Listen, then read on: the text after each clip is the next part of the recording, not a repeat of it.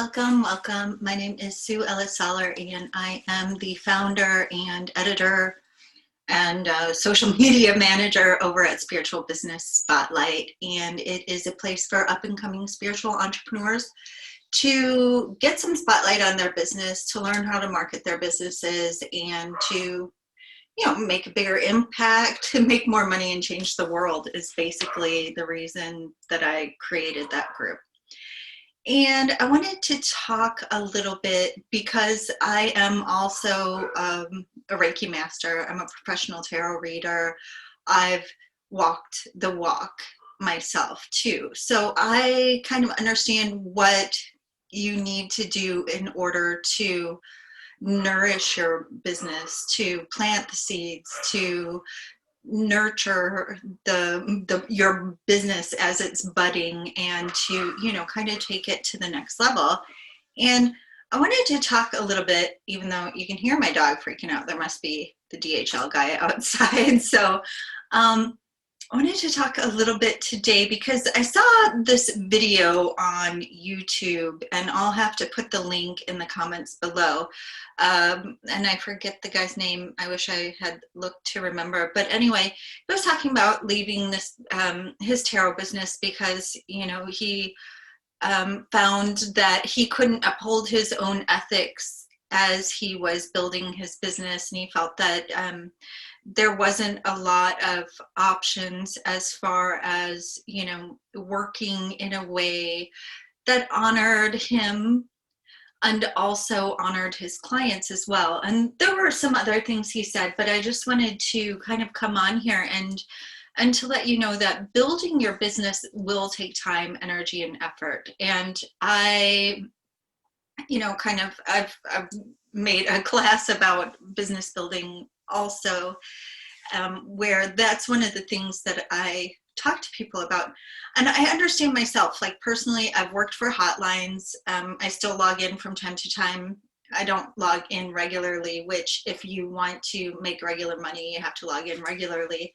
But I don't log in regularly. I don't really do the hotline thing anymore because I've been working to kind of build my business outside of the hotlines.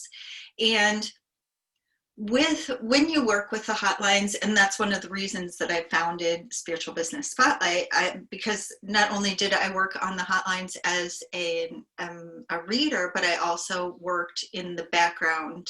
So I would interview and recruit and train new psychics, readers, and healers on a hotline that I worked for before. And so I understood, I've gotten a very interesting picture of the community at large, and we'll put it that way, because I understand the people who, and a lot of the ideas and psychology or whatever of the people who are looking for readings. And then I also got on the other side, I got the experience with working with the hotline founders and understanding their interests in their work. And I just kind of felt like there was this place in the middle where the psychics were. And I'm not saying that there aren't unethical people, because I really had to, I've seen everything. I've seen some really horrible advice being given. I've seen people being put in danger with really physically bodily harm danger with the advice that their psychic reader was giving them. And I'm using that term loosely because I understand who the person was who gave that advice. I've seen people ripped off on both sides. So I've seen the people who, spend hours and hours doing free readings and don't really get any traction going to make any real money that they can then either invest in their business or take care of themselves with. And I've also seen, I've been ripped off personally for hundreds of dollars worth of my time, energy, and effort doing readings for people who just didn't at all intend to pay ever. So, and then also on the other hand there too, I've seen, the people who run the hotlines, a lot of times they have a huge financial risk when they're doing the, so when they're managing the hotlines, because if somebody asks for a refund, generally speaking, they ask for hundreds of dollars back, if not thousands of dollars back. They put stops on their credit card. They, they renege on their agreement, basically.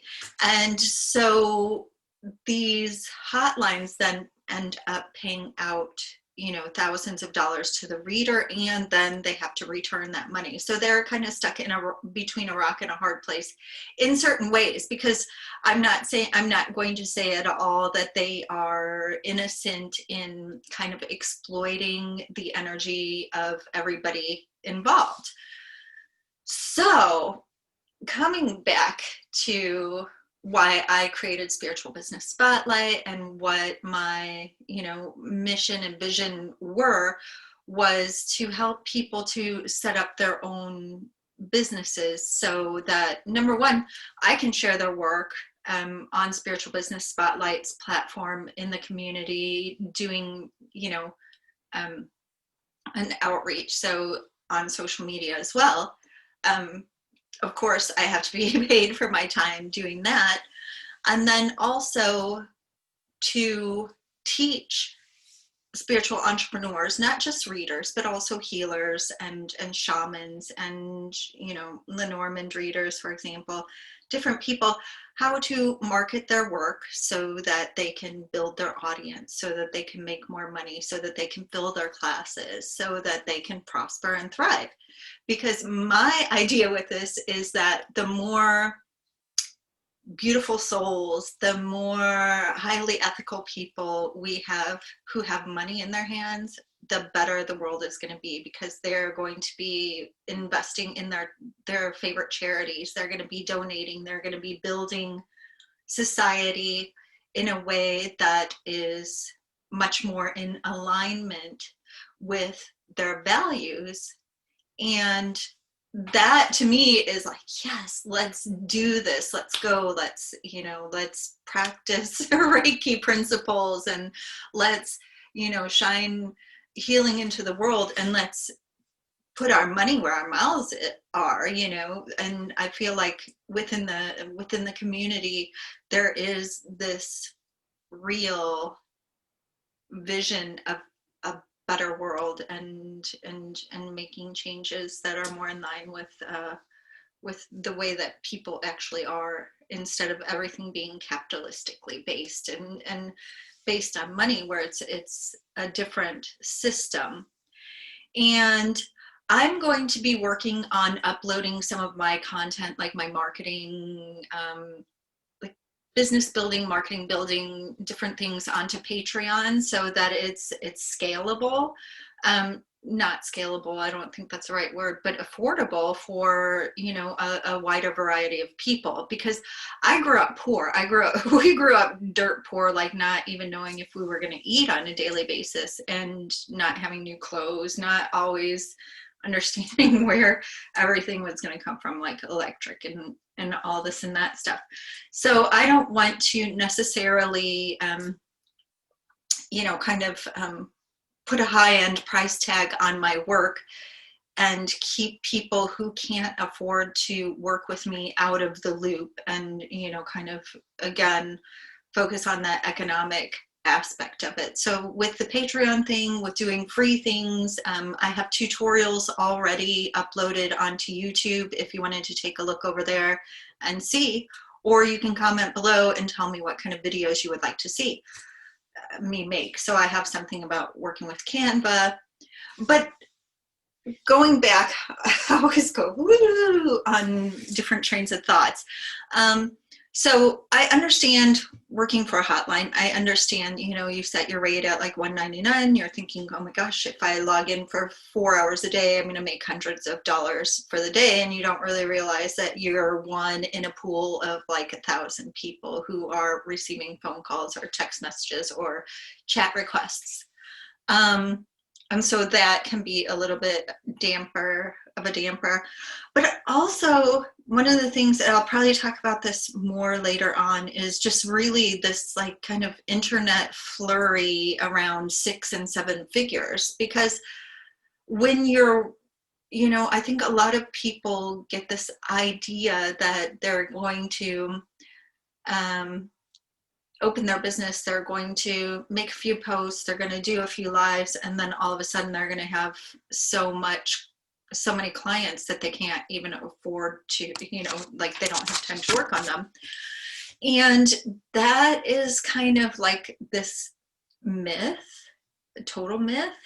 I've seen people who make 6 figures in reading tarot, and they've been at it for a number of years. I've seen people who blog about spiritual concepts and ideas who have also been at it, and they are working all the time. They're refining, they're learning, they're experimenting, they're advertising, they're doing a lot of stuff that is supportive of their business. So it's not just like they open the doors one day and then all of a sudden they thought happy thoughts and they practiced their law of attraction and then all of a sudden they were booked solid.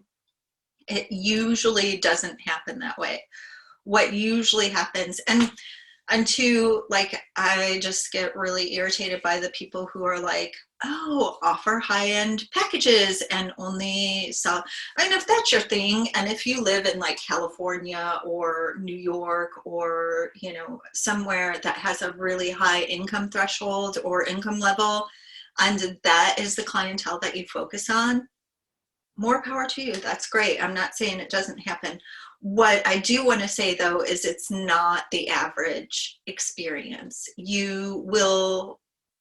People will start to follow you, they'll start to like you, they'll see you on Facebook or on Instagram, and then usually, generally speaking, they might get a free reading from you if you do like free readings like on Thursday or whatever.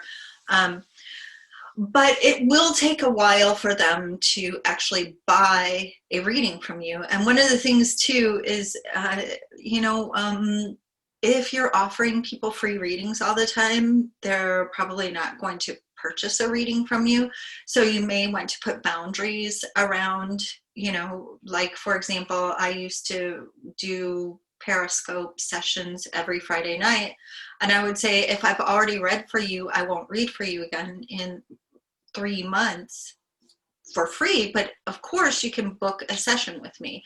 And when you book a session with a healer or a reader, it's a much more personalized experience. It's not like trying to flow through the audience and do as many readings as possible in as short of a period of time as possible, but it's actually that one-to-one time, energy, and effort that's devoted to the client at that point in time. So you can always let the people know that, you know, of course they can, you know, ask for a free reading when you're doing free readings, when you're doing a live. But if you've already given one, you're not going to continue to give a whole bunch of free readings to the same person or people time after time. And you know, I always feel like people who are offering really super low readings rates or low prices are pulling the market down, because then, well, it just depends. I mean, some people, there are all different types of people on all different levels of the spectrum. And so I don't want to definitely say don't give free readings all the time, because there is a point and a purpose, like especially if you're learning and you want to practice on people and you don't want to have that, you know, that financial aspect of it hanging over your head. And there are websites that are devoted to that. I just am at the point right now where I've done that already. I've done the free readings. I've done thousands of them, literally. And so I just think, you know, giving free readings, if you have the time and the energy for that, and you don't mind that you're not making any money when you do the free readings, that's your choice. That's something that you have to decide for yourself. But then again, if you're saying, well, I'm not making enough money to buy groceries, but I'm giving all these free readings, then kind of see if there's a disconnect between the two. of course, like I said, you want to give that valuable content or opportunity for people to get to understand and know who you are. Just make sure that you're not overgiving, because overgiving is a super easy trap to fall into. I'm trying to think what else. And then just uphold your ethics. You know, I have an ethics statement on my page. I state who I'll read for, what kind of questions I feel are better, what kind of questions I don't want to, and to really, really, really, really honor your ethics and honor your time, honor your boundaries, because you will, you know, anytime I've not listened to my intuition, anytime I've gone against my stated boundaries, my stated ethics, my stated rules, I've regretted it. I have those rules, I have those ethics, and I have those boundaries in place for a reason, and they serve me. So, you know, and there's always, always, always going to be the temptation to kind of fudge on what you've said you're going to do, or, you know, take the really desperate people who want to hear a specific thing. This is my twin flame. This is my soulmate.